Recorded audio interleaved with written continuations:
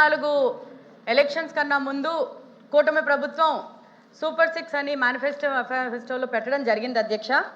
అయితే సూపర్ 6 అనేది కేవలం ఎన్నికల నినాదం కాదు అధ్యక్ష, అది ప్రజలకు ఇచ్చిన పవిత్ర వాగ్దానం అధ్యక్ష.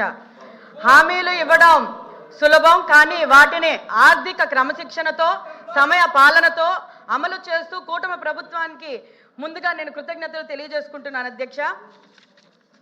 అయితే సూపర్ 6 పథకాలు పెట్టినప్పుడు ముఖ్యంగా మహిళలు, యువత అలాగే రైతుల్ని దృష్టిలో పెట్టుకొని పథకాలు పెట్టడం జరిగింది అధ్యక్ష. అందులోని ముఖ్యంగా మహిళల్ని దృష్టిలో పెట్టుకొని శ్రీశక్తి పథకం పెట్టడం జరిగింది అధ్యక్ష. అయితే ఈ పథకంలోని మహిళలకు ఉచిత బస్ ప్రయాణాల గురించి ముఖ్యంగా ఈ పథకం ఉంటుంది అధ్యక్ష.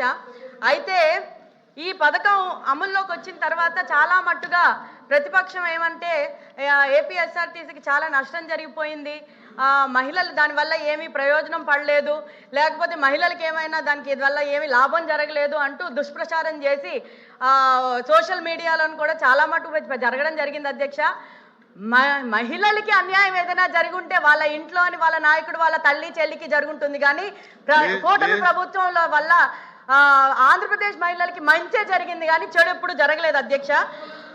ఈ పథకం అమలుతో మహిళలకు ఉపాధి, విద్య, భద్రత రంగాల్లో ఏమైనా స్పష్టమైన పురోగతి అయిందా అని ఒకసారి మంత్రి గారిని అడుగుతున్నా అధ్యక్ష. మహిళలకు ఉచిత ప్రయాణంతో పాటు భద్రత, సౌకర్యం, సమాన పాలన కూడా మీరు కల్పించారా అని మేము అడగడం జరుగుతుంది అధ్యక్ష. అలాగే గ్రామీణ ప్రాంతాలలో మహిళలు ప్రయాణ సౌకర్యం ఎంత మేరకు పెరిగిందో ఒకసారి మంత్రి గారిని అడుగుతున్నాను అధ్యక్ష.